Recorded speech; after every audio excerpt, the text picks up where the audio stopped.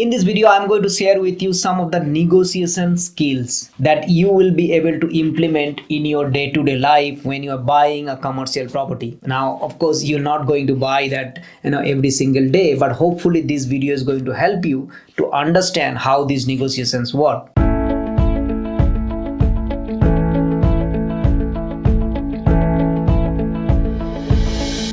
So the question is how to negotiate the price of a commercial property. Let's look into it. First of all, the first thing that I always talk about in commercial property is to have a win-win situations. What do you mean win-win situation? It means like, look, the vendor is selling that property because they want to sell, they want to get that money, and you as a purchaser, you are buying that property because you want to buy that property. So having a win-win situation is must, because if you are putting a lot of lowball offers and if you are kind of like trying to make that other person really angry, it's not going to work. So having a win-win situations where come up with your reasoning why you are actually do not want to pay that much. This is the price that you wanted to pay. You have to come up with this win-win. So my always formula is that I always want to say that, hey, Mr. X, I want to buy this property under this condition. This is my price. The reason behind this is that I want this much of return. And as you see, the rent is coming this much. Hence, with my return, this is the price. Do you think that it can be accepted? By putting this kind of asking question, also like a win-win kind of things, because you want something, of course, but at the same time, you need to understand that from the other side also, unless it is matching, it is not going to be bought and sold. So in other words, the property is not going to be transacted. So I always think about how you can make it as a win-win situations for both vendor side as well as the buyer side. The second thing, of course, you need to understand is that what is the reason behind the sale, why vendor is trying to sell that property. Now remember, if you know the reason, and let me give you an example. Let's say the vendor actually purchased somewhere else and they want a simultaneous settlement, so they wanted to exit. Their reason for selling will be better because they want to sell that property as quickly as possible. They have purchased somewhere else. So in this situation, they might be okay with unconditional offer even the price is little bit less, because so that they can lock in that yes, that money is already coming, so that I can purchase that one. Next one. On the other side, if it is a situation something like, oh, they don't have to sell, there is no particular reason, they're just trying to sell it, and in that case they might be asking for a better price even though the conditions are little less. In other words, like even though it is taking a longer time to settle that property. So knowing that how much they need, sometimes they need that a quick sell. If there is a quick sell, if you know the reason, if you know the vendor's motivation why they want to sell that property, and if you can pinpoint that, then you'd be able to match that better. And from my experience, I can say that whenever we do the negotiation, you always ask this question like, okay, why do they selling, why the vendor is selling, and if that sell, the reason behind that they want to exit quickly versus if no, they're just selling it because they want to cash out and then want to retire, or there could be a split in the marriage or the relationship, and that's how way they are selling it. So knowing the reason is actually going to help you to better match the price and the conditions. So the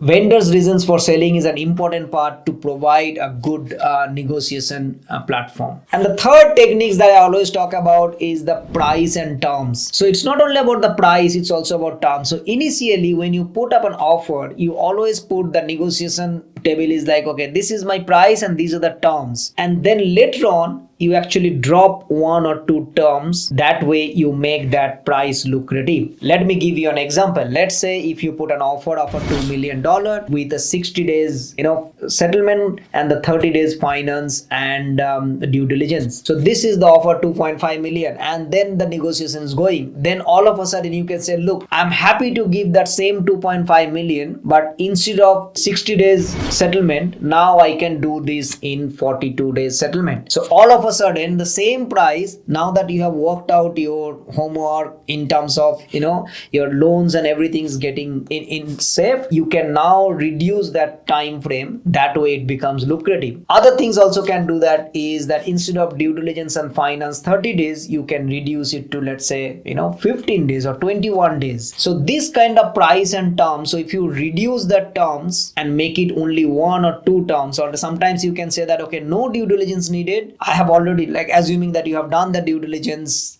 beforehand, so you can say that, okay, $2.5 million with 14 days finance conditions, and this is my pre-approval, I have already got it, so it is going to be approved, so that vendor also knows that they are not unnecessarily spending time. Remember, they want to sell that property, you want to buy the property. So as long as you give enough evidence that you are a serious buyer, and as long as they can see it, sometimes they will accept it. So let me give you another comparison. Let's say a vendor got an offer of $2.5 million with 30 days due diligence and finance versus $2.45 million with unconditional contracts. In other words, like, there is no condition. So even with 50,000 less, vendor might accept that one rather than yours 2.5 million, because vendor can see that 2.45 it is sure shot, because once I sign the contract, that's it, this property will be sold, versus 2.50 is all the due diligence and the finance conditions,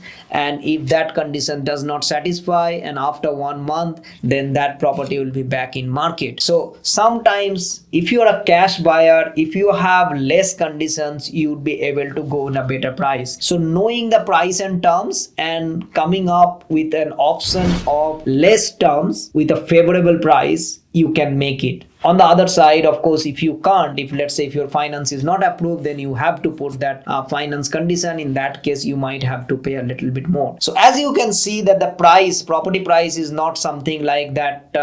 It is always the price. It's also about the terms and conditions, and those terms, if you can make it in vendor's favor, then they can reduce that price a little bit and they will be happy to accept the reduced price. So this is another negotiation techniques that you need to know, that if you know why vendor is selling, and if you can make a win-win situations for all the parties. And last but not the least is the price and terms. Make sure that you give initially too many terms and then drop it 1 or 2 terms. That way you can negotiate it better, and the chance of accepting your offer will be much higher. I hope you find these videos helpful. If you like this, then consider subscribing our channel, turn the notification bell on so you get to see more videos like this, and it will also help us to reach out to more people like you. Thank you so much, and I'll see you next time. Bye-bye. Come and join me in this free webinar where I am going to lay down the path, step-by-step process, how you can become financially independent through commercial property investing. Click in the link below.